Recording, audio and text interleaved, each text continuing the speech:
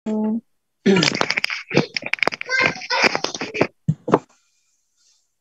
teman-teman, malam hari ini setelah beberapa hari yang lalu ya, kita belajar mengenai penyembahan ya, adalah pengenalan akan Dia, akan kasih-Nya, dan kemudian kita memiliki kesadaran dan kemudian pengalaman akan kasih-Nya itu. Dan dengan demikian kita timbul ya dorongan untuk merespon kasih-Nya itu. Itu pasti pekerjaan yang luar biasa oleh Roh Kudus di dalam saya dan saudara. Dan tentu saja itu juga artinya kita memiliki bagian di dalam kita yang kemudian tunduk kepada pimpinan Roh Kudus. Ya, ada bagian yang kemudian dipimpin dan ditarik untuk kemudian dapat tunduk pada pimpinannya. Nah, malam hari ini bagaimana tunduk pada pimpinannya itu rupanya menjadi elemen yang paling inti dari satu penyembahan. Saya ulang ya. Rupanya tunduk pada pimpinannya itu adalah elemen yang inti dari satu penyembahan. Jadi ketika kita dilawat oleh Tuhan, kebenaran mata hati rohani kita dibuka, sehingga kita dapat dicelikkan mata hatinya, sehingga ilah zaman ini tidak menutupi mata rohani kita untuk dapat melihat kebenaran itu, maka kita mulai bergerak maju di dalam Dia, bergerak maju di dalam Dia. Nah, itu artinya kita semakin kita memiliki progresivitas di mana kita semakin mengenal Dia. Ketika kita semakin mengenal Dia, maka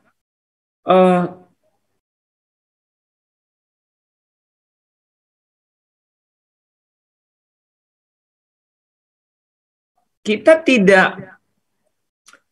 tidak bisa lagi untuk menahan diri seperti perempuan yang di sumur itu. Jadi ketika dia bilang, "Siapa kau? Kau lebih besar dari bapa kami Yakub." Dan Yesus bilang, "Sesungguhnya." Sesungguhnya. Kalau engkau tahu siapa yang berkata-kata kepadamu ini. Wah. Jadi ketika dia kemudian menyadari bahwa siapa dia ini yang berkata-kata dengan saya, itu mirip dengan kita. Ketika kita semakin menyadari dan mengenal siapa yang kemudian datang memperkenalkan diri kepada kita, maka kita akhirnya apa? Seperti perempuan itu.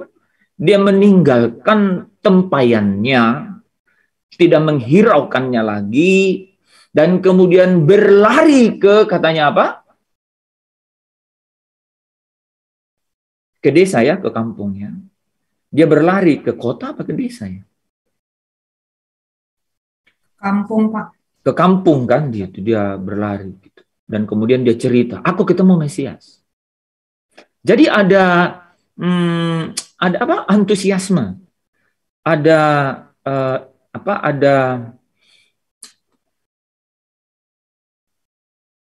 suasana batin yang tidak bisa ditahan oleh hal yang lain, gitu. Ya kan? Nah, saudara yang dikasihi Tuhan, itu kan sensasi atau sensasi. Itu sensasi, saudara. Ya, itu namanya perjumpaan pertama. Di mana-mana itu perjumpaan pertama selalu ada sensasinya gitu. Apalagi belum pernah ketemu, kan? Belum pernah ketemu. Ada sensasi kan? Itu perjumpaan pertama, dan Alkitab sering menyebutnya kasih semula, ya, atau kasih mula-mula. Itu pasti ada sensasi, tapi setelah itu apa, gitu kan? Setelah itu apa? Nah, saudara yang dikasihi Tuhan, ketika kita sudah punya sensasi ketemu Tuhan, nah, saudara pasti semua, wah ya,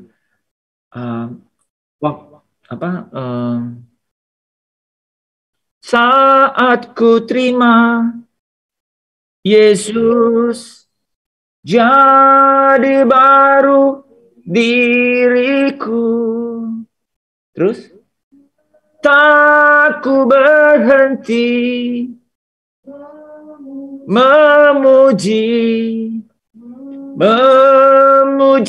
Dia selamanya. Jadi dia bilang, saat ku terima Yesus.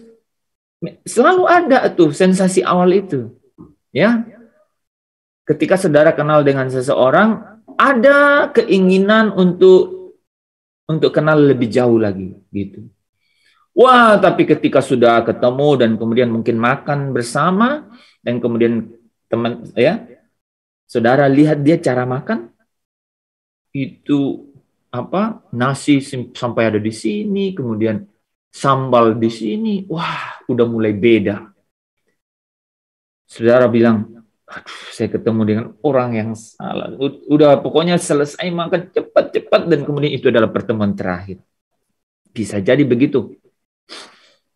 Nah, saudara, ketika kita sudah memiliki perjumpaan pertama itu ya di Yohanes 4 ya ayat 28. Jadi perempuan itu dikatakan perempuan itu pergi ke kota, ya. Makanya saya tadi agak ini karena rasa-rasanya itu dia ke kota gitu ya. Nah, dia ke kota gitu memberitakan itu. Jadi dia punya kegairahan, antusiasme yang luar biasa. Kita semua punya itu. Teman-teman, tapi hidup ini kan, the show must go on kan gitu. Hidup ini harus terus berlangsung. Banyak hal bisa terjadi, ya. Cerita kita beragam, ya. Ada tofan dan badai di tengah laut, ya. Kalau di darat itu namanya angin puting beliung, ya.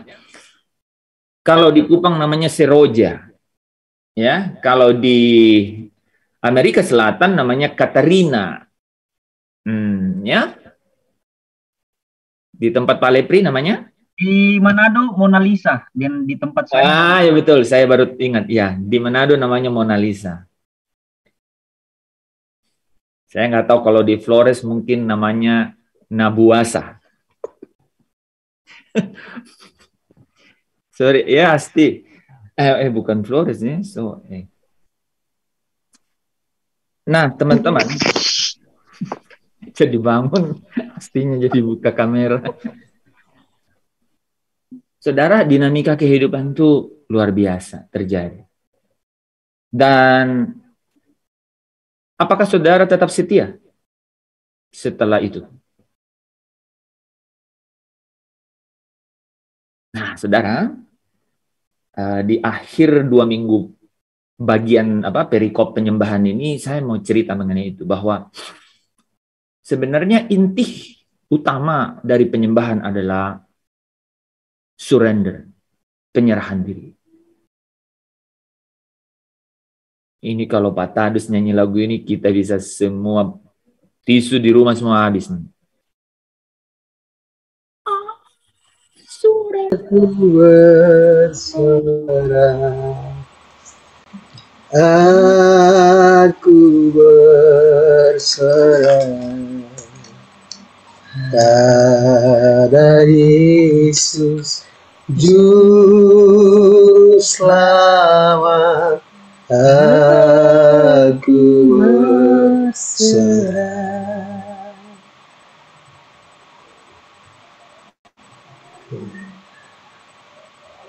I surrender. I surrender, Lord. Praise you, Jesus. I surrender. Ingin dengar nih versi-versi yang lain. Ayo, siapa lagi yang bisa? Wester? I surrender all. I surrender all unto Jesus, oh Lord, my Savior. I surrender all. Haleluya. Saya ingin dengar yang versinya Minarti. Oke. Laki-laki dulu Pak, laki-laki. Laki-laki dulu, laki-laki. Pak Lepri. Pak Lepri lah. Oh, bahasa Inggrisnya saya nggak tahu. Nggak hafal. Indonesia. Aku berserah. Aku berserah. Aku berserah pada Yesus Juru Selamat. Aku berserah. Pak Daniel. Vanes dulu Pak, Vanes dulu. Berserah kepada Yesus.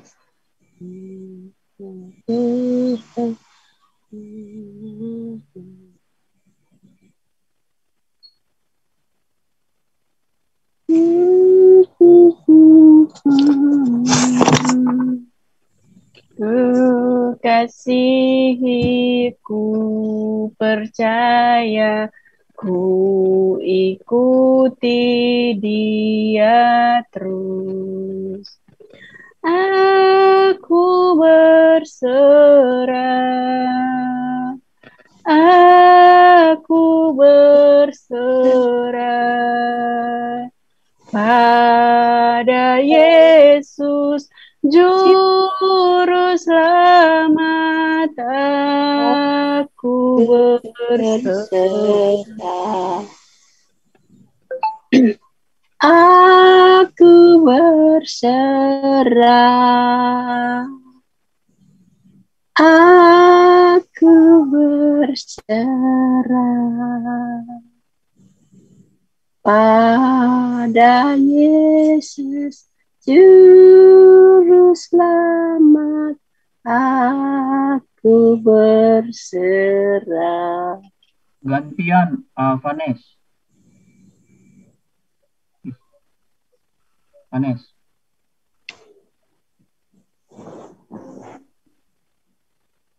Dorcas.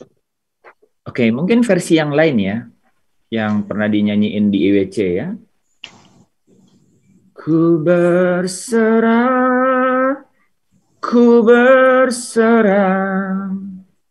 Tuhan pegang seluruh hidupku. Ku berserah,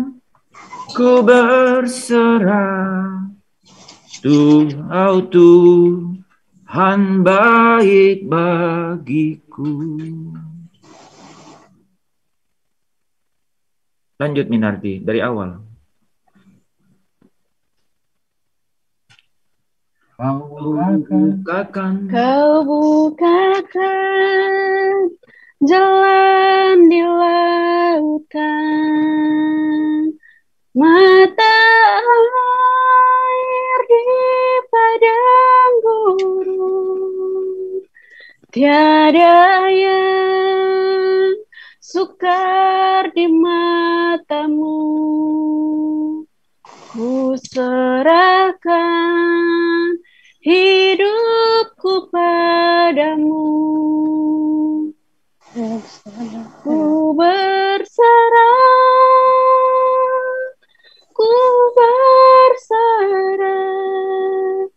Tuhan pegang seluruh hidupku. Ku berserah,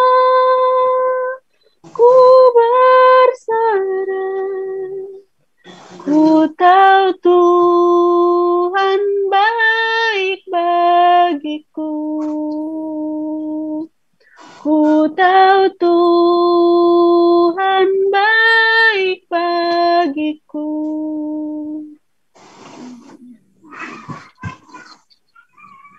Amin. Ya teman-teman, bagus kita awali dengan lirik-lirik pujian itu.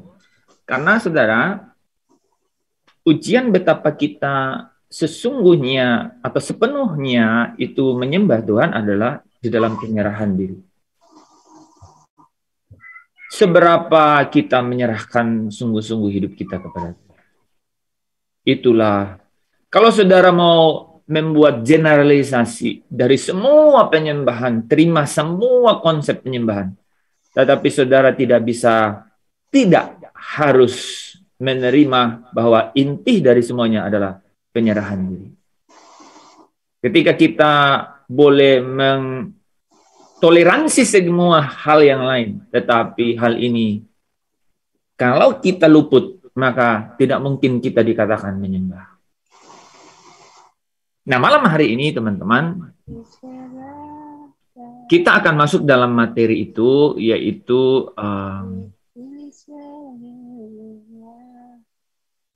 inti dari penyembahan, ya. Apa sih inti dari penyembahan itu? Nah, saudara,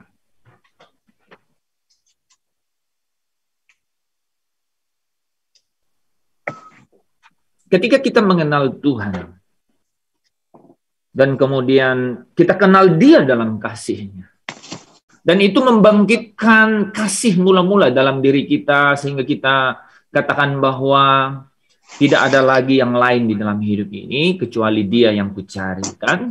Dan akan kucari terus. Tetapi ketika kita menemukan Tuhan itu, maka kita juga akan melihat berkat-berkat-Nya mengalir dan melimpah dalam hidup kita. Penjagaan pemeliharaannya.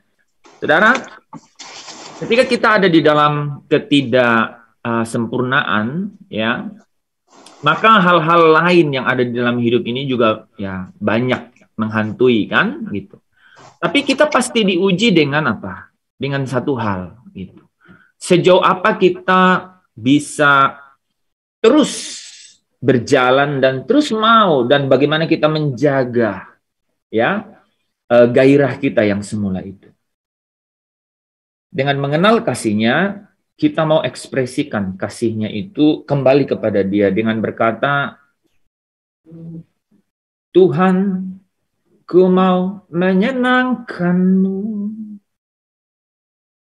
Tuhan, bentuklah hati ini jadi bejana untuk hormat-Mu. Jadi ada yang namanya gairah itu, api yang percikan api rohani batin gitu ya, itu ada. Nyala roh yang terus berkobar itu selalu ada. Nah, tetapi saudara, di sana sini itu ada dinamika hidup. Bahkan di dalam pelayanan juga banyak hal yang kemudian menjadi batu sandungan, ya. Tapi di semua keadaan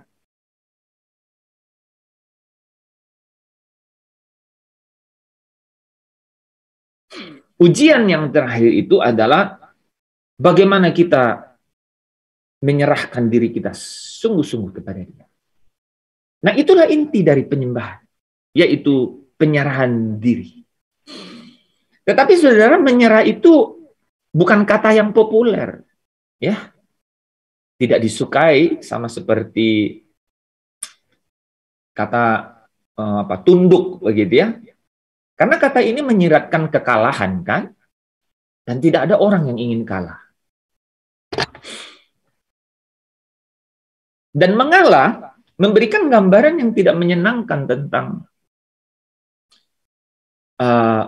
mengakui kekalahan dalam pertempuran, ya, dalam pertandingan, atau kehilangan kesempatan dalam permainan, mengalah. mungkin lawannya lebih kuat, jadi mengalah. Saudara, kata itu hampir selalu dipakai dalam konteks yang negatif.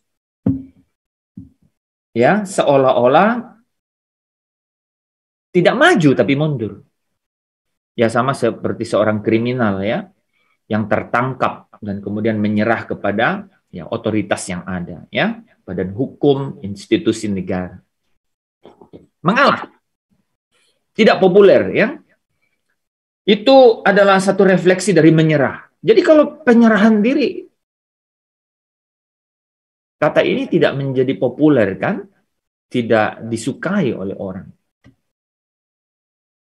Saudara yang dikasihi Tuhan, bahkan dalam kebudayaan kompetisi ya di post milenium ini, kita diajar untuk tidak pernah menyerah, kan gitu. Kita akan pernah menyerah. Kita selalu diajar untuk tidak menyerah dan nggak boleh pasrah. Karena itu kita tidak sering mendengar tentang penyerahan. Coba teman-teman ikuti ya. Ada dinamika yang membawa kita masuk ke dalam satu inti, satu sensasi yang esensi ya, esensi. Kalau menang adalah segalanya, maka menyerah pasti tidak akan pernah terpikirkan, kan? Mengalah bukan sesuatu yang perlu yang menarik. Apalagi menyerah. Kita lebih memilih berbicara tentang kemenangan, keberhasilan, atau kemampuan mengatasi masalah, dan menaklukkan masalah, dapat mengatasi masalah, daripada kita bilang mengalah, atau menyerah, atau tunduk, atau taat. Ya, itu keadaan atau situasi di sekitar kita.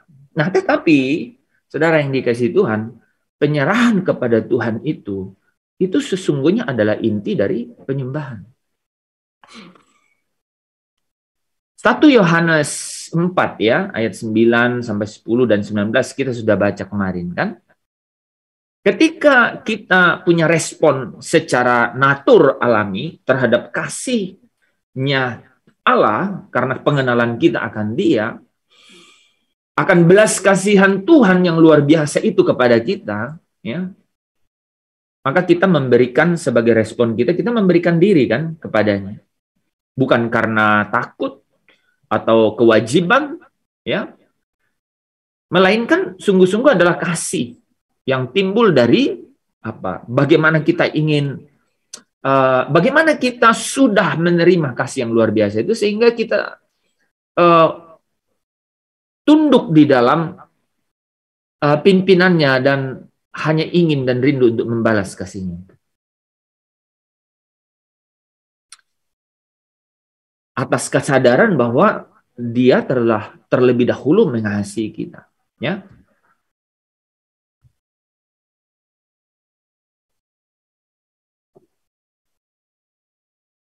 Dalam hal inilah kasih Allah dinyatakan di tengah-tengah kita, ya. 1 Yohanes 4 ayat 9 sampai 10. Yaitu bahwa Allah telah mengutus anaknya yang tunggal ke dalam dunia supaya kita hidup olehnya. Dan inilah kasih itu, bukan kita yang telah mengasihi Allah, tetapi Allah yang telah mengasihi kita dan yang telah mengutus anaknya sebagai pendamaian bagi dosa-dosa kita. Sehingga di ayat 19 dikatakan, kita mengasihi karena Allah lebih dahulu mengasihi kita. Ya. Paulus, saudaraku, di dalam Roma 12 ayat 1, ya, membawa kita juga mengerti bahwa sebagai respon, maka dengan melihat semua kemurahan Allah itu, dia katakan persembahkanlah tubuhmu sebagai persembahan yang hidup. Semua ini adalah seperti satu titik memulai, satu kesempatan, satu awal untuk satu dasar yang harus dan fundamental yang mutlak untuk mengerti mengenai penyembahan. Jadi akhirnya kita membawa tubuh kita ini, segenap tubuh kita ini mempersembahkannya sebagai persembahan yang hidup. Itulah ibadahmu yang sejati. Bahkan kalau teman-teman tahu ayat ini, ya 1 Korintus 6 ayat 20 dan 7 ayat 23 punya konten yang hampir sama ya. Coba siapa yang bisa baca ya? Minarti bisa baca. 1 Korintus 6 ayat 20, sebab kamu telah dibeli dan harganya telah lunas dibayar, karena itu Bentar. karena itu muliakanlah Allah dengan tubuhmu. 1 Korintus 7 ayat 23, kamu telah dibeli dan harganya telah lunas dibayar, karena itu janganlah kamu menjadi hamba manusia. Saudara bisa lihat ya. Jadi ketika kita mengenal dan mengetahui semua ini ya, bahwa kamu telah dibeli dan lunas dibayar. Ada orang yang beli tapi belum lunas kan? Kita dibeli dan lunas dibayar. Kita ini jadi miliknya dia, maka kita tidak punya pilihan kan? Muliakan Allah dengan tubuhmu dan janganlah kamu menjadi hamba manusia. Saudara, kita tahu semua fondasi itu. Mempersembahkan diri kepada Tuhan, itulah inti dari penyembahan. Tetapi sesungguhnya, ya, kita tidak bisa berhenti di bagaimana membalas kasihnya itu. Ketaatan terhadap pimpinannya, itu adalah penyerahan diri. Dan di sanalah inti dari penyembahan itu. Tindakan penyerahan diri itu kan secara pribadi di awal kita sering sebut pengudusan, ya. Kita sering sebut menjadikan Yesus sebagai Tuhan, mengikut Yesus, mengiring Yesus. Sering kita sebut memikul salib kita, atau kita sebut aku sudah mati, bukan aku lagi, ya.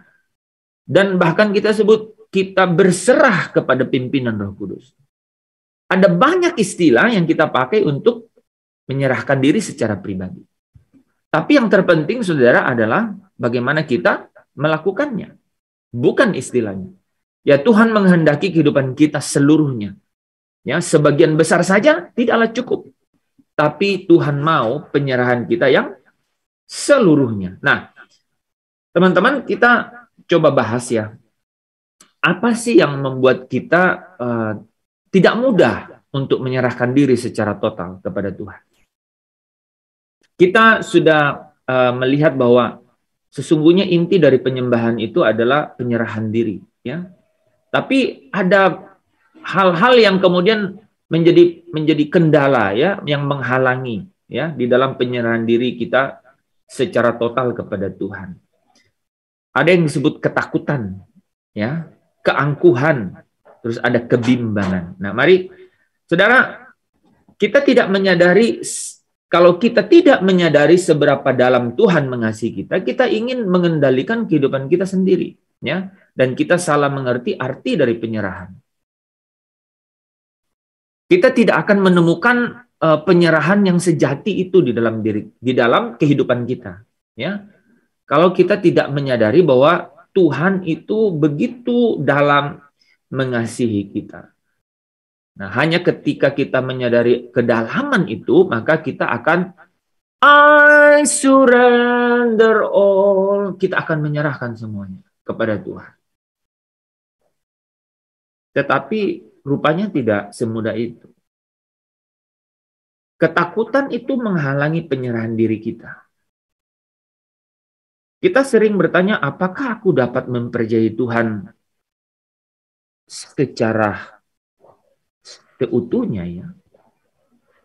Saudara, percaya itu adalah unsur yang sangat penting dalam penyerahan. Kita tidak akan berserah kepada Tuhan kecuali kita percaya kepadanya. Tetapi kita tidak dapat percaya kepadanya sebelum kita mengenal dia dengan lebih baik. Nah, saudara bisa lihat di sini, ya. Jadi penyerahan diri sebagai inti itu bergantung kepada bagaimana mempercayai dia. Dan kita tidak bisa mempercayai dia secara utuh kalau kita tidak mengenal dia.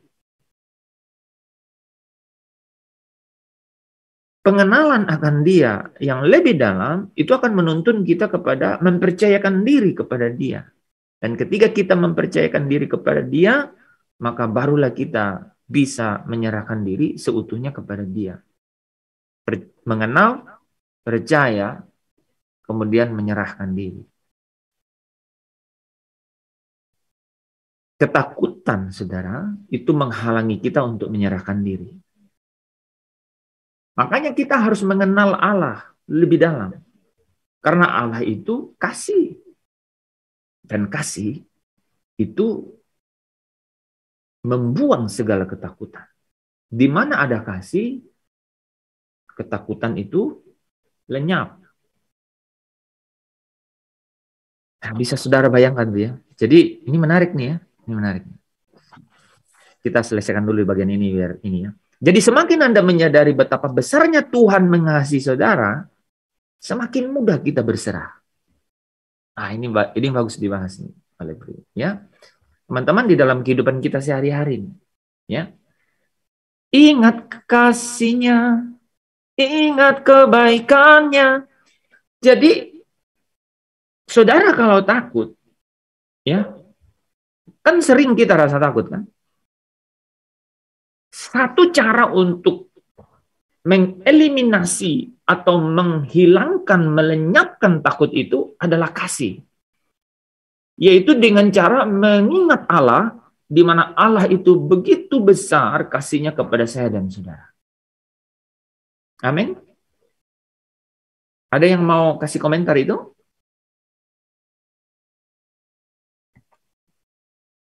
Siapa yang pernah takut? Takut apa saja? Saya Om takut. Takut Banyak apa? kalau takut. Banyak Om ketakutan Om.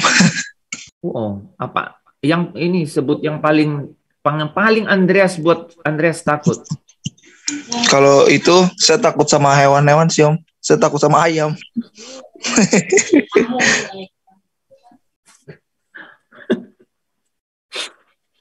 Sebentar. Ini topiknya lain kelihatannya.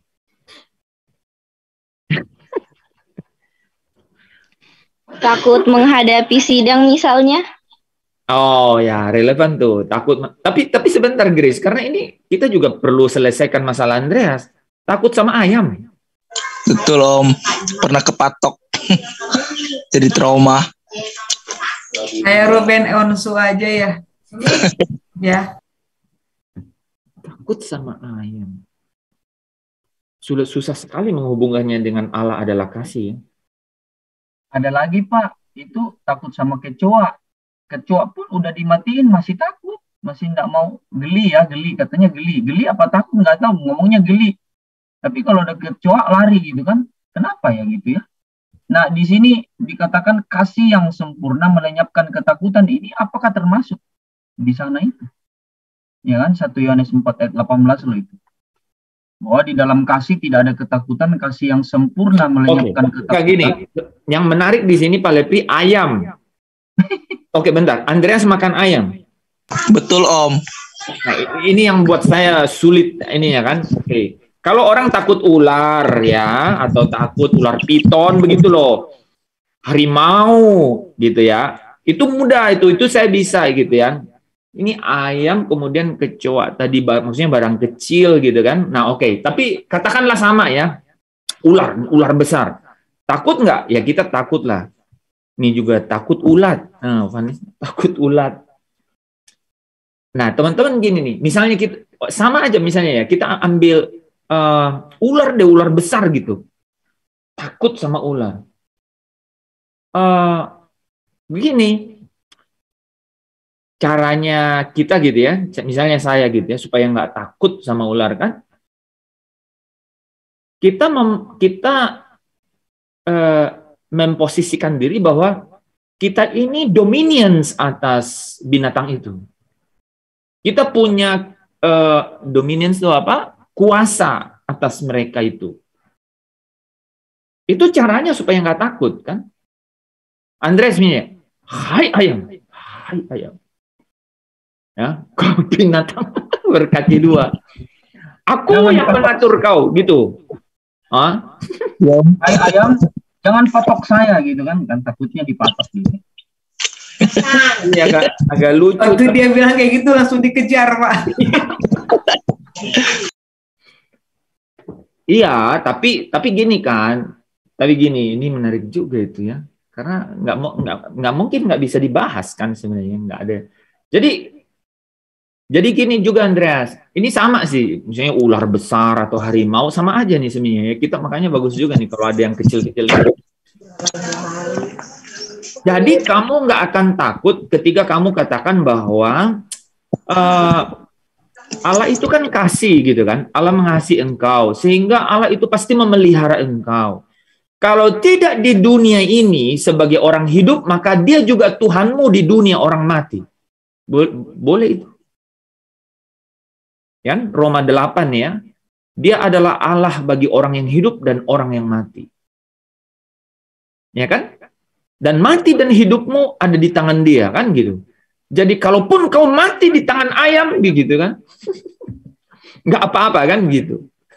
Jadi begitu menjelaskannya. Nah, kalau saya ganti dengan harimau begitu, nggak apa-apa. Kalau artinya Tuhan mengasihi engkau kan. Jadi mati dan hidupnya engkau di tangan Tuhan.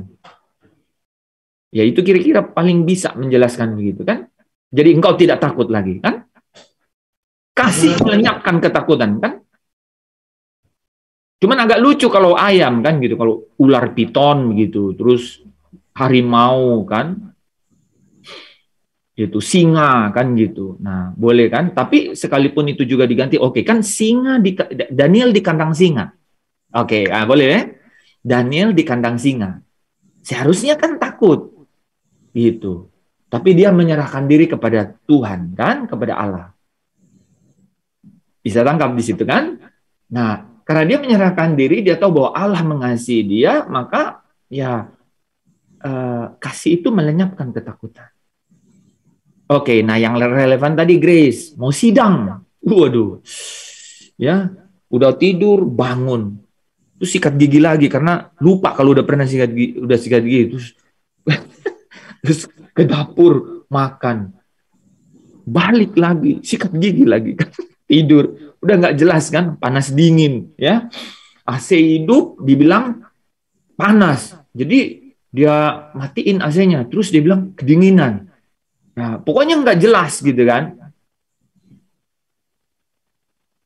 Ku berserah, Tuhan pegang seluruh hidupku. Ku berserah, ku tahu Tuhan baik bagiku. Iya, itu cara melenyapkan ketakutan. Nah, baru balik ke bait pertamanya kan. Kau bukakan jalan di lautan. Kan gitu Grace. Mata air di padang gurun. Nilai A di ruangan sidang. Tidak ada yang mustahil bagimu. Sambil nyanyi sambil keringat dingin, Pak. Oh iya, nggak apa-apa. Itu terus nih, nanti ada slide-nya ada nanti. Wah. Jadi waktu Yesus di Taman Getsemani itu kan, Bapa, kalau boleh cawan ini lalu daripada aku. Di satu sisi dia ngomong gitu, di sisi lain dia bilang, kehendak-Mu lah yang jadi.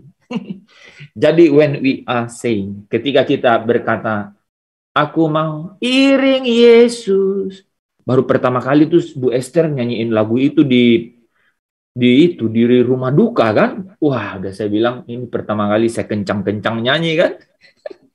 Aku mau iring Yesus di rumah duka. Wah, bagus juga saya pikir ini. lagu ya. Baru nguji orang kan, nyanyi kencang nggak dia nih? Udah di rumah duka kan? Sampai selama-lamanya. Sambil dia bilang, sampai gitu terus lihat peti gitu kan. Wah ini benar tidak ada pilihan ini. Baru dia nyanyi, saya mau iring Yesus. Aku perhatiin orang. Diulang-ulang berapa kali. Sampai terakhir nyanyi semua. Jadi, saudara yang dikasihi Tuhan, memang di dalam hidup ini, Grace, itulah dinamika sampai garis akhir. Kita terus bertempur. Kalau Yesus yang adalah saudara sulung kita, yang adalah teladan, ya, yang memulai, yang sudah lebih dahulu melewati setiap kekelaman, setiap penderitaan yang kita harus juga lewati, maka kalau dia juga bergumul demikian, ya, dalam bahasa Inggrisnya itu wrestling, ya, wrestling itu bergulat, gitu. Jadi seperti pegulat, ya, di dalam menjalani itu, maka kita pasti mengalami yang sama. Nah, jadi benar Grace, ya, jadi sambil nyanyi, kau bukakan jalan di lautan, itu sampai itu nggak apa-apa, keringat dingin nggak apa-apa, tapi you have no choice, kamu nggak punya pilihan lain. Ada satu figura yang tulisannya begini, move or demove, kamu yang bergerak atau kamu yang digerakkan, nggak ada pilihan, nggak ada gray area. Nggak ada tempat aman. Gitu. You dorong atau you didorong. Hidup kita itu seperti itu. Tidak ada tempat yang apa istilahnya? Tidak ada gray area gitu. Tidak ada zona nyaman sebenarnya. Comfort zone. Tidak ada comfort zone, nggak ada. The whole our life, itu seluruh kehidupan kita itu adalah pertandingan. Takut nggak masuk surga apain ya? Takut nggak masuk surga. Kalau saya takutnya gitu loh. Ya, bagus tuh Pak. Kalau nggak gampang itu masuk surga, nggak gampang. Kalau pendirian saya ya, sulit. Kita doa terus, sulit ya. Iya Pak, sulit Pak. Sulit. Kalau saya takutnya situ doang. Biasanya kalau penelitian Pak S3 itu. Tiap hari apa itu sulit, itu nggak gampang itu. Kalau hati nurani saya ya, yang saya dari kecil ikutin itu nggak gampang itu. Ikan Injil bilang begitu Pak Daniel, sulit kan, sukar. Sulit. Kalau Injil tuh bilang sukar masuk. Kita berbuat dosa, minta ampun lagi. Kita berbuat dosa, minta ampun lagi. Emang Tuhan ampunin. Hati nurani saya benar. Orang sekali-sekali suka berbuat lagi gitu. Lupa, emang sekarang lupa. Nanti seminggu lagi atau 10 hari lagi, keluar lagi kata-katanya begitu. Nggak tahu, saya juga nggak tahu deh. Saya juga, cuman kalau saya suka analisa sendiri. Kalau dari pagi itu, apa yang saya keluarin kata-katanya, saya minta ampun. Saya inget-inget gitu. Kalau sampai malam nih, saya inget dari pagi, saya ngomong apa. Lalu saya analisa tuh. Oh gini, saya minta maaf ya. Apa yang saya ucapkan. Dari pagi sampai malam. Iya. Saya selalu gitu. Apa yang saya ucapkan tuh dari pagi itu. Nah, Pak Daniel, jadi kan muncul ketakutannya. Ketakutan ada, ketakutan. Gimana supaya takut itu bisa ini, Pak Daniel mengatasinya, gimana caranya? Nyanyi, bener nyanyi ini.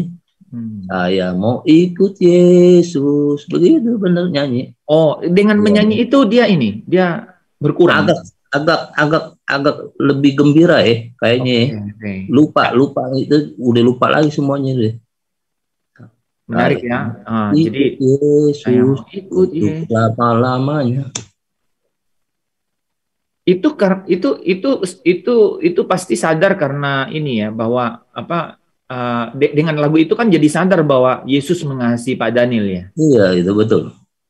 Kalau nggak karena kasihnya itu nggak mungkin. Nggak mungkin, betul. Nggak mungkin.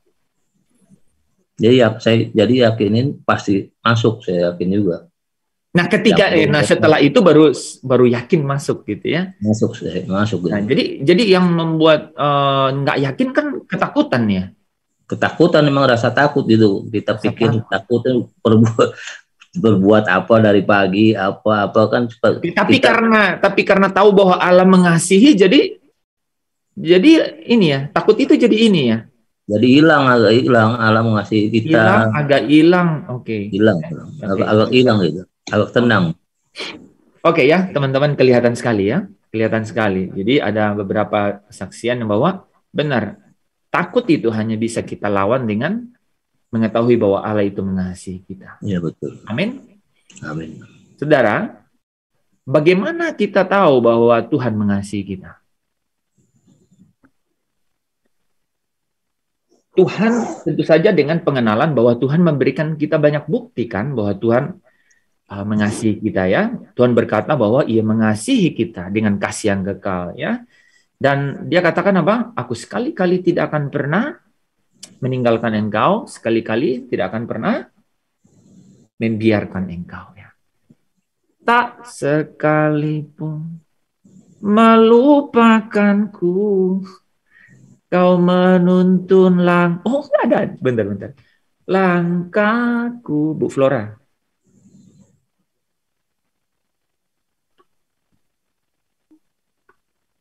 Ulang dari awal, Bu.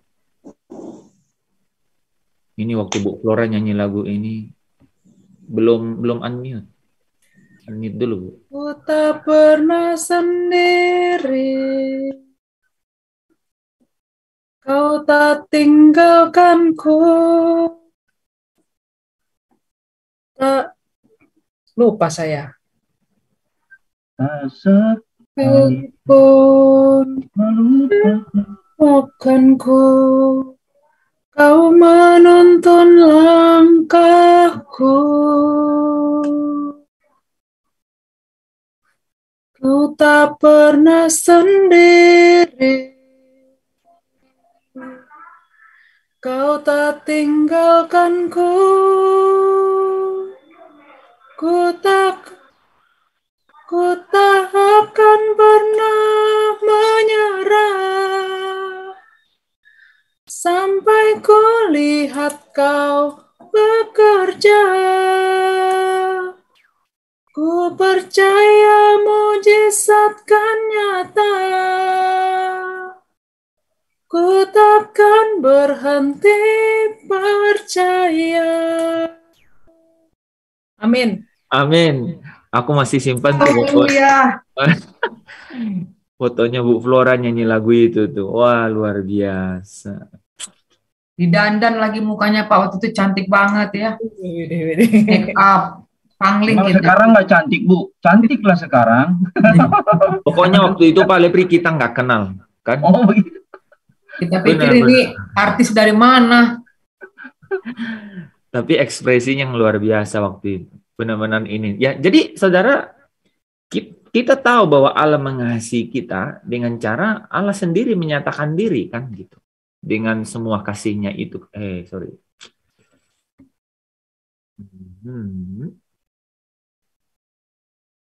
Tadi karena muncul ini. Bentar, teman-teman. Oke.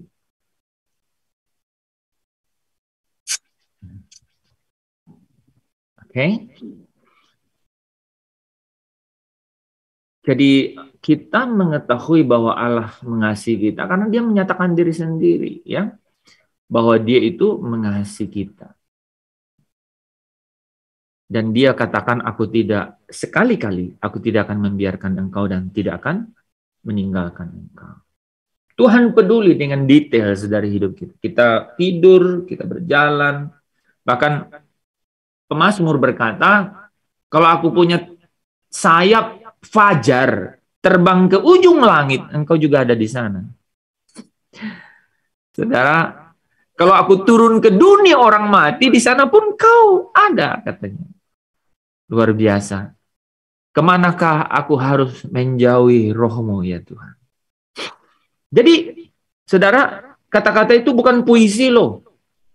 bukan puisi. Kata-kata itu saya sering pakai dalam hidup saya. Ketika saudara menghadapi sesuatu yang impossible, tidak mungkin, enggak mungkin. Tembok tinggi tidak dapat engkau lewati. Seperti tidak ada jalan. Semua tertutup. Saudara bisa mengingat setiap firman yang hidup itu. Kalau aku punya sayap fajar, terbang ke ujung langit, engkau ada di sana. Jadi setinggi apa tembok penghalang dalam hidupmu, Allah ada di sana. Amin. Keteguhan dan keyakinan kasih seperti itulah yang dapat melenyapkan ketakutan. Dan saudara kalau punya itu, saudara bilang, ku berserah, Tuhan pegang seluruh hidupku. Ini harus dilatih setiap hari. Diimplementasikan setiap hari. Kalau aku turun ke dunia orang mati, di sana pun engkau ada. Coba saudara, segelap apa masalahmu? Sudah seperti dunia orang mati? Kalau belum, ada Allah di sana. Dan itu artinya ada kasihnya di sana. Seharusnya itu dapat melenyapkan semua ketakutan. Ya. Dan daripada itu, saudara harusnya serahkan hidupmu seluruhnya kepada Dia. I surrender all. Saya menyerahkan semuanya kepada Tuhan. Ya. Jadi, saudara yang dikasihi Tuhan, Tuhan melihat detail kehidupan kita. Ketika kita berdosa, Dia mengampuni kita. Bahkan Dia sabar kepada kita. Ya, Tuhan mengasihi kita tanpa batas, lebih dari yang dapat kita bayangkan. Ini saudara harus ukir di dalam hati. Saya nggak mau lewatin ini ya. Ini penting sebenarnya Pak Lepri ya. Jadikan ini ini penting sekali. Tadi apa tuh? 1 Yohanes berapa? 4:18 ya. Coba baca ayatnya.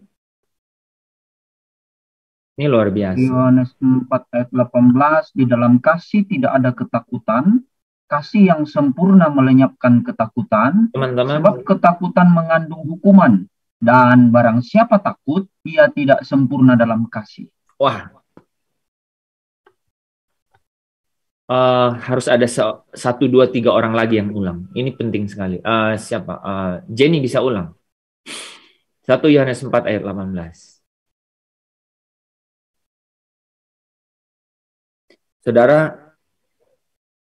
Saudara takut, saya takut.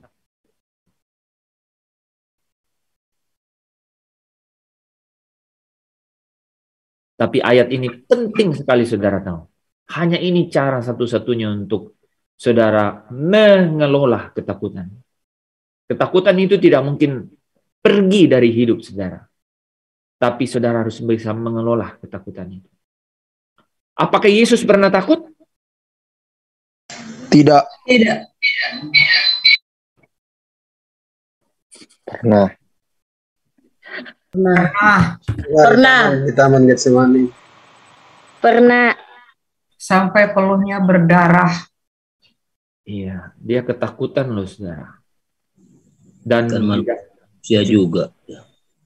Ya, di dalam kodratnya. Dia kodratnya manusia.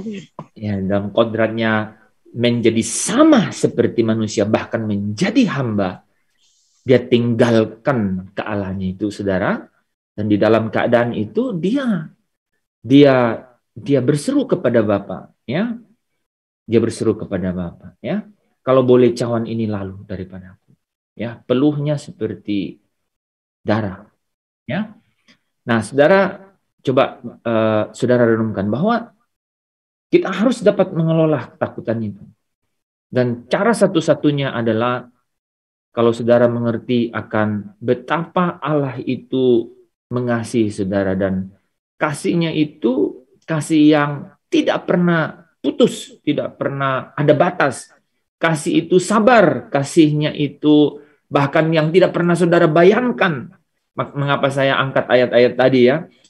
bahkan ketika kalaupun engkau, dia ada di mana saja saudara ada. Ya, di ujung langit, di bawah dunia orang mati, dia ada. Apalagi hanya di dalam masalah-masalah yang saudara hadapi. Gitu. Pasti dia ada. Tetapi yang terpenting adalah menyadari kehadirannya di tengah-tengah masalah itu. Kita harus sadar akan kehadirannya. Dan kehadirannya itu adalah kasihnya kepada kita. Ya, coba Jenny baca lagi itu ayat. 1 Yohanes 4 ayat 18. Di dalam kasih tidak ada ketakutan. Kasih yang sempurna melenyapkan ketakutan, sebab ketakutan mengandung hukuman dan barang siapa takut, ia tidak sempurna di dalam kasih. Wow, ya. Saudara bisa pakai ayat itu, ingat ayat itu, ya. Nah, makanya kita ini harus semakin sempurna dalam kasih, ya. Kenapa? Jadi mudah nih jawabnya. Kenapa kita masih takut? Karena kita belum sempurna dalam kasih. Nah, kita terus bertumbuh untuk memiliki kesempurnaan dalam kasih itu. Satu hari nanti ketakutan itu akan lenyap ketika apa? Ketika kita diberikan apa? Kesempurnaan itu secara seutuhnya. Ya. Tubuh kita ini ketika kita diganti dengan tubuh kemuliaan, maka ketakutan itu akan lenyap, ya, secara sempurna. Karena kasih itu akan menjadi sempurna di dalam kita. Di dunia ini kita harus tahu persis, ya, kebenaran itu, ya.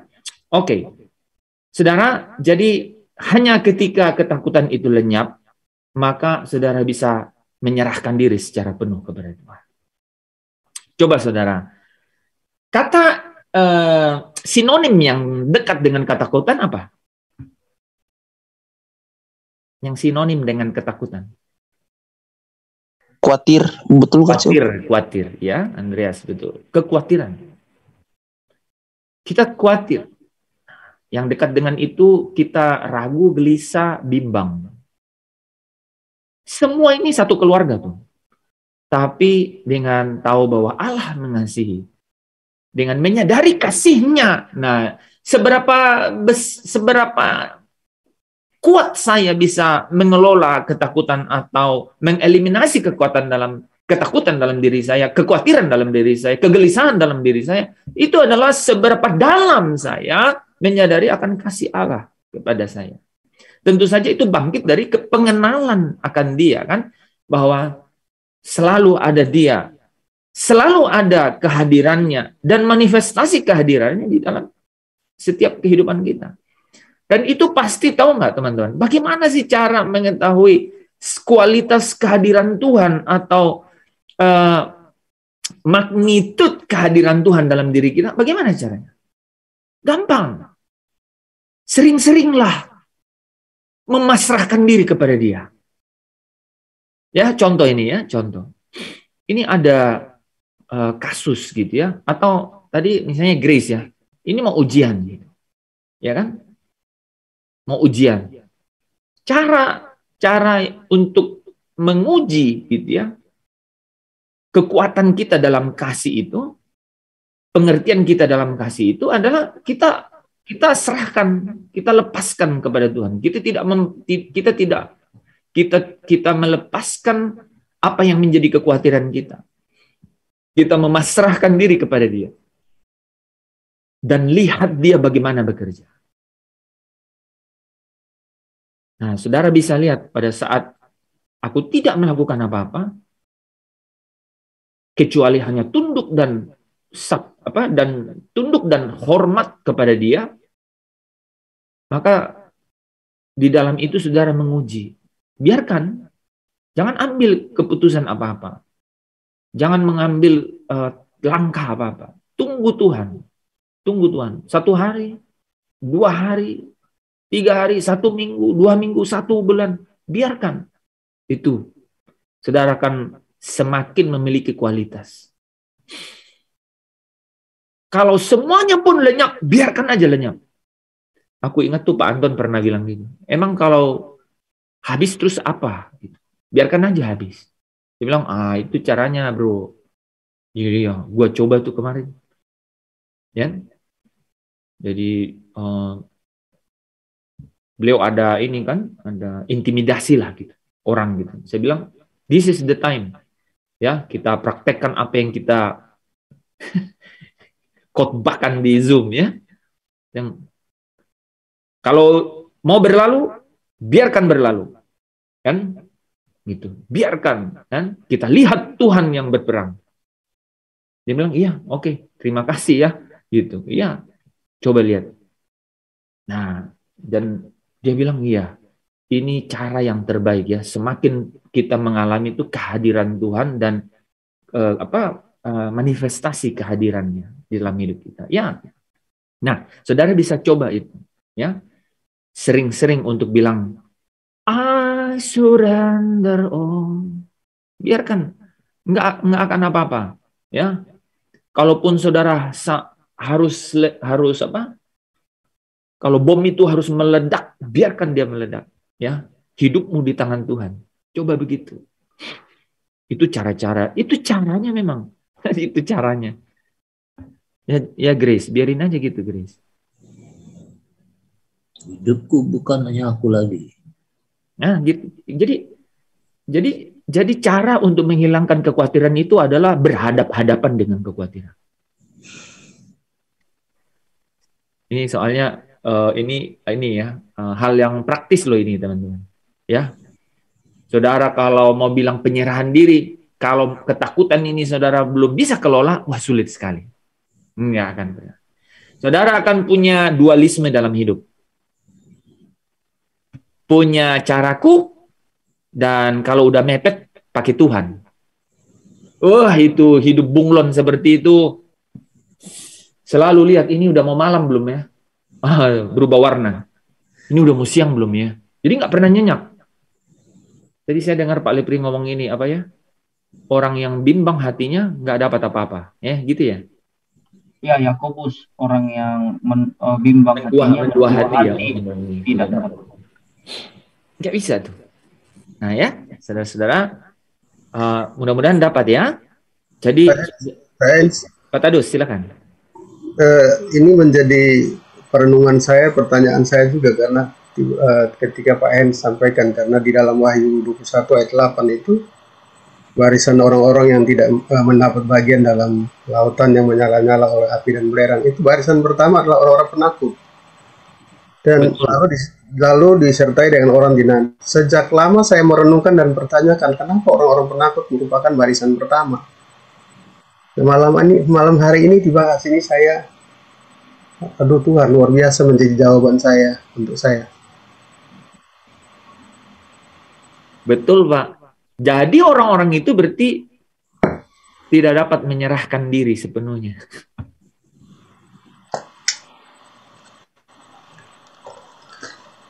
Ya, dari dulu kita bertanya tuh, oh hanya penakut jadi nomor 1 masuk ke dalam belerang api itu ya? Rupanya itu adalah inti dari penyembahan. Ya, ketika orang tidak menyerahkan diri, dan hal yang paling utama kenapa orang tidak menyerahkan diri karena ketakutan. Nah, saudara, di dalam realitas kehidupan kita itu nyata loh ya. Jangan takut. Wah, itu sering sekali ya dalam Alkitab ya. Jangan takut, aku ini ya. Ya, saudara, kita lanjut ya. Mudah-mudahan saudara. Pak Hens, itu yang 1 Yohanes 4 ayat 18 itu kan, itu perikopnya Allah adalah kasih. Nah, ayat 18 sebelum ayat 18 itu memang ayat 17 mengatakan bahwa dalam hal inilah kasih Allah sempurna di dalam kita, yaitu kalau kita mempunyai keberanian percaya pada hari penghakiman.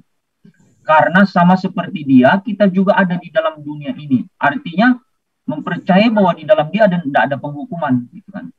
Dalam terjemahan lain diterjemahkan paralel kan, terjemahan lain itu bahwa karena ada hukuman di ayat 18 itu kan. Nah, mungkin itu ada kaitannya ke Wahyu itu, bahwa mereka ini yang penakut ini bahwa ya tidak mau mempercayai Yesus karena tidak mempercayai, padahal di dalam Yesus itu tidak ada penghukuman. Akhirnya mereka nggak percaya pada Dia. Mungkin seperti itu.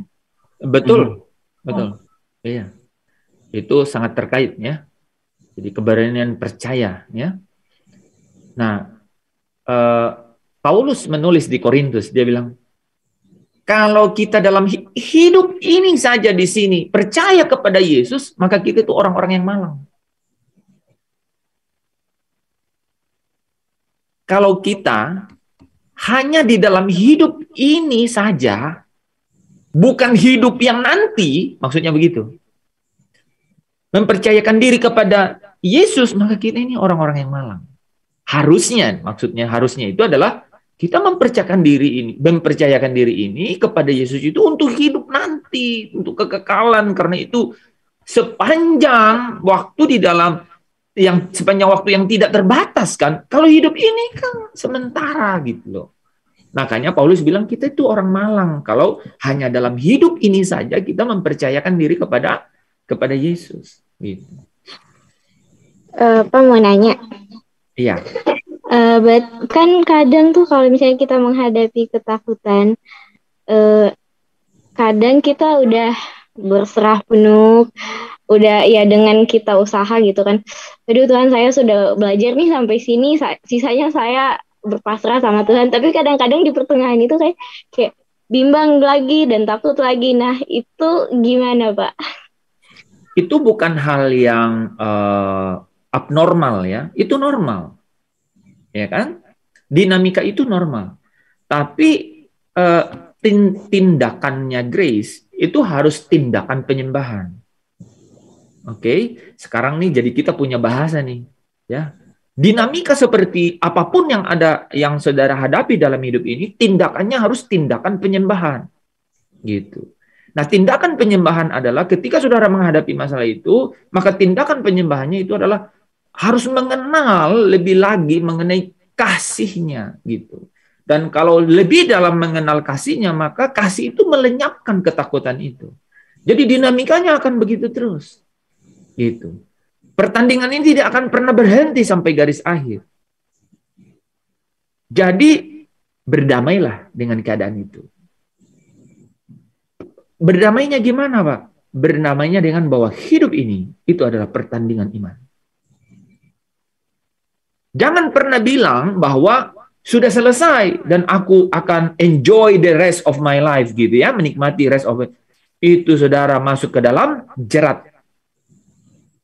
Dan berbahayanya itu terseret ke dalam berbagai-bagai hawa nafsu. Gitu. Nafsu dunia gitu kan. Nah, tapi kalau kita selalu bilang bahwa hidup ini adalah pertandingan. Dan kenapa ini menjadi pertandingan? Karena apa? Karena di sini bukan rumahku. Karena di sini bukan rumahku. Pasti saya akan terus mendapat intimidasi dari mana-mana. Singa itu mengaum-ngaum. Terus berkeliling. Melihat kita kan. Mengamat-amati. Karena di sini bukan rumahku. Rumahku di sana. Jadi memang kita mau sebenarnya di dalam hidup ini itu sedang mempertahankan diri untuk lepas dari apa? Dari keadaan padang gurun yang kita sedang ada di dalamnya. Kita harus bertahan sebentar lagi, sebentar lagi. Makanya Yesus selalu katakan, aku datang segera. Artinya ini kesempatan, ini keadaan di mana engkau harus selalu menang dalam kesempatan dan keadaan itu. Karena keadaan dan kesempatan itu selalu apa? Selalu dijadikan oleh penguasa dunia ini untuk apa? Untuk merebut engkau kembali dari tangan Kristus, dari tangan Bapa. Tidak ada pekerjaan lain yang menjadi fokusnya kecuali merebut kita dari tangan Bapa. Ya. Jadi kita yang memutuskan. Kan Yesus bilang tidak ada yang dapat merebut mereka dari tanganku. Bahkan dari tangan Bapa tidak ada. Tapi kalau saudara yang pergi, itu bukan cerita merebut. Kita bisa gagal imannya, kita bisa kandas imannya, iman kita bisa menyimpang. Maka disebut sepanjang perjalanan ini adalah pertandingan iman. Gitu. Nah, jadi dinamika itu bukan sesuatu yang surprise, Grace. Itu adalah natur atau kodrat ya, yang kita jalani. Ya. Paulus bilang, Paulus kan bilang, yang baik yang ku kehendaki, tapi yang jahat itu ada padaku. Aku ini manusia celaka. Jadi dia bilang, aku apa? Melupakan apa yang di belakang dan apa? Mengarahkan diri apa yang di depan. Berlari. Berlari itu bukan diam. Berlari. Apa katanya? Berlari untuk meraih, kan gitu. Panggilan surgawi. Jadi memang hidup ini harus punya dinamika, dan dinamikanya itu adalah pertandingan iman. Gitu. Berarti di tengah pertandingan itu kita harus tetap berjaga-jaga dan nggak boleh lengah. Betul, seperti petinju yang memukul tidak sembarangan memukul.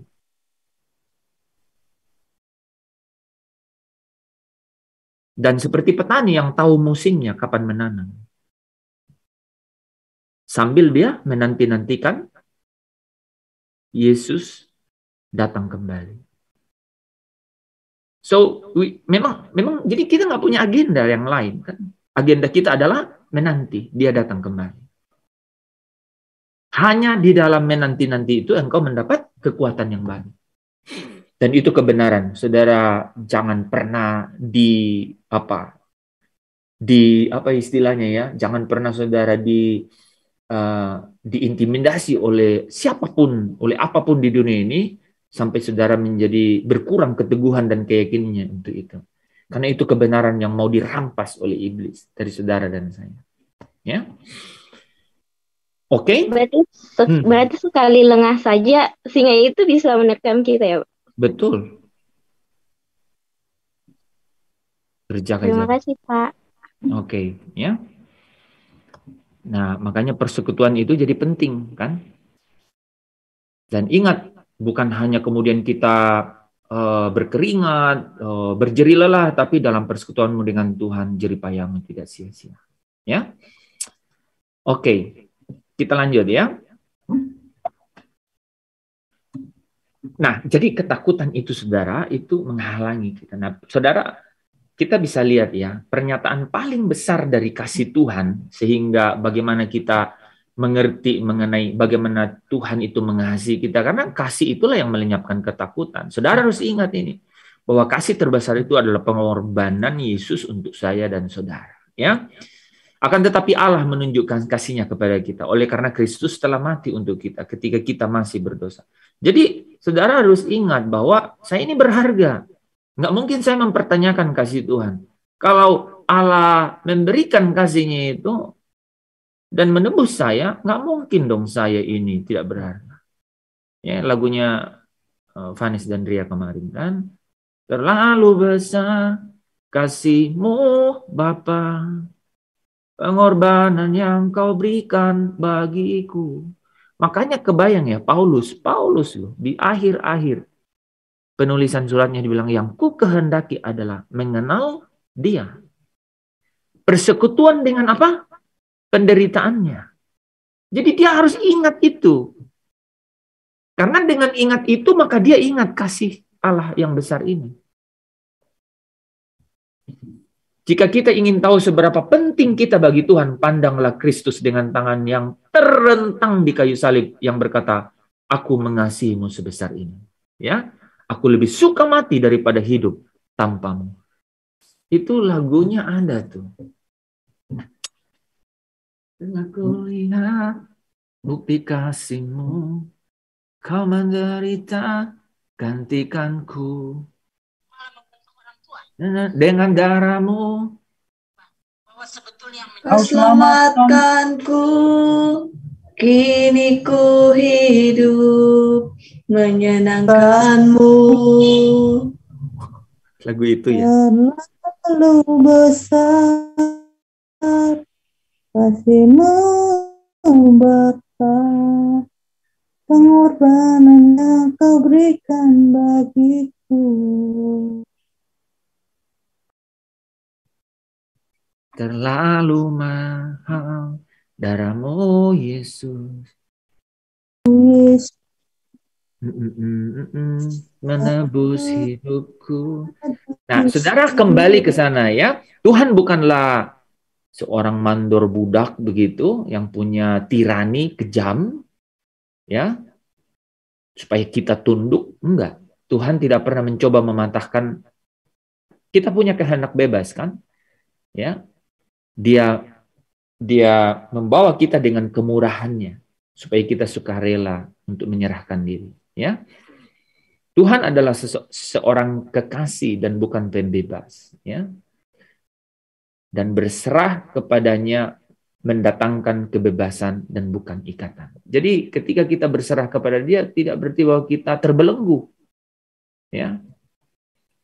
Saudara, ketika kita sepenuhnya berserah kepada Yesus, kita menemukan bahwa Ia bukanlah seorang tirani, ya, bertangan besi, melainkan seorang penyelamat, ya.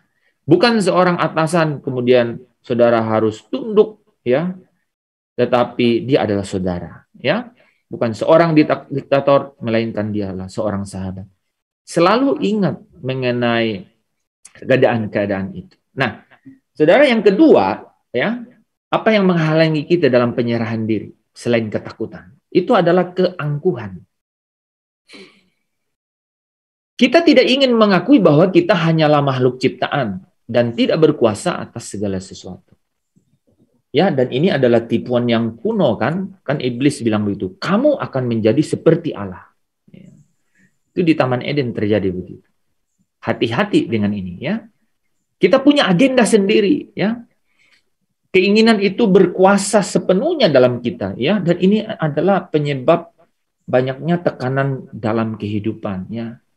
Hidup memang adalah pergumulan, tetapi yang tidak disadari kebanyakan orang adalah bahwa pergumulan kita seperti Yakub, ya, sebenarnya adalah pergumulan dengan Tuhan. Harusnya pergulatan kita itu dengan Tuhan, ya. Kita harus selalu memperkarakan diri dengan Tuhan, ya. Terkadang kita banyak terlibat di dalam apa? Kita punya agenda sendiri. Kita punya obsesi sendiri, orientasi hidup sendiri. Sehingga apa? Sehingga apa yang direncanakan Tuhan, menemukan rencananya di dalam diri kita itu menjadi semakin sirna, kabur, saudara. Ya. Nah, ini menjadi penghalang karena kita memiliki agenda sendiri. Hal yang lain adalah kita bimbang. Ya. Kita bimbang. Kita terus mencari apa sebenarnya atau personality apa atau untuk apa saya diciptakan. Kita belum berhenti di dalam pencarian hidup kita. Nah, orang memang kalau belum berhenti pencarian di dalam hidupnya bahwa hidupnya itu sungguh-sungguh hanya bisa ditemukan tujuannya di dalam Tuhan, itu menjadi dia bimbang, dia tidak yakin. Sehingga tidak mungkin dia menyerahkan diri. Kita masih mencoba mengatur Tuhan, ya, mengatur Tuhan, ya. Jadi doa-doa kita itu permintaan untuk atur Tuhan, ya, untuk mengatur Tuhan, untuk menyatakan apa yang kita mau dan bukan menemukan apa yang Tuhan mau dalam diri kita. Saudara, kita bukanlah Tuhan dan tidak akan pernah menjadi Tuhan, ya. Kita adalah manusia. Ketika kita mencoba menjadi Tuhan, kemungkinan akhirnya kita akan menjadi seperti iblis itu, ya, setan yang mengingini hal yang sama, yaitu ingin menjadi Tuhan, ya. Saudara yang dikasihi Tuhan, mungkin kita berhenti di situ dulu, ya. Sudah mau jam 10. Kita mengerti sekarang bahwa paling tidak di awal, saudara, ketika saudara mengerti penyembahan adalah mengenal akan kasih-Nya. Kalau kita tidak mengenal kasih-Nya, tidak mungkin kita mempunyai titik yang benar atau landasan yang tepat untuk memulai merespon kepada Tuhan. Kalau kita tidak tahu bahwa karena kasih-Nya itu kita kemudian dibeli, ya, dibeli dan kemudian lunas dibayar, sehingga kita tidak lagi berhutang kepada apa-apa yang lain kecuali memuliakan Allah dengan segenap tubuh kita dan tidak menjadi hamba manusia, itu semuanya akan bias dan tidak punya kesejatian di dalamnya, ya kan? Nah, tapi dengan mengetahui itu, maka kita akan merespon dengan kasih yang benar, yaitu apa? Tidak ada lagi rencana lain, tetapi apa? Segenap hati. segenap akal budi, segenap jiwa, segenap kekuatan kepada Tuhan. Dan tidak berhenti di sana. Itu mungkin gairah awal, itu mungkin roh yang menyala-nyala di awal. Tapi Tuhan membutuhkan, tetapi di dalamnya ada dinamika kan, di dalam hidup ini. Tuhan sebenarnya sedang menguji ketaatan itu. Dan itu adalah inti dari penyembahan. Ketika kita menyerahkan diri secara penuh kepada Dia. Nah, ada 3 hal kan yang menghalangi penyerahan diri itu. Apa itu? Ketakutan. Itu sinonim dari khawatir, sinonim dari gelisah, ragu, bimbang. Yang kedua adalah kita pikir kita bisa, keangkuhan. Apalagi kalau kita, waduh, sudah ada yang kita bisa atur, kita bisa seolah-olah dengan kuat kita bisa membuat diri kita jadi stabil gitu ya. Hati-hati, karena akan sulit menyerahkan diri kepada Tuhan kan. Yang terakhir itu belum menemukan ya jati diri sepenuhnya di dalam Tuhan. Dia masih terus mencari. Dia bimbang. Dia bingung. Masih ada di dalam keadaan yang absurd itu ya. Dia masih ada di dalam keadaan yang tidak jelas gitu. Itu tidak mungkin dia menyerahkan diri. Nah, saudara, mudah-mudahan dengan bagian awal ini ya, kita akan lanjutkan Kamis ya, Pak Lepri. Masih ada banyak slide-nya untuk inti penyembahan ini. Nanti kita akan lanjutkan, mungkin untuk malam hari ini kita selesaikan di sini dulu.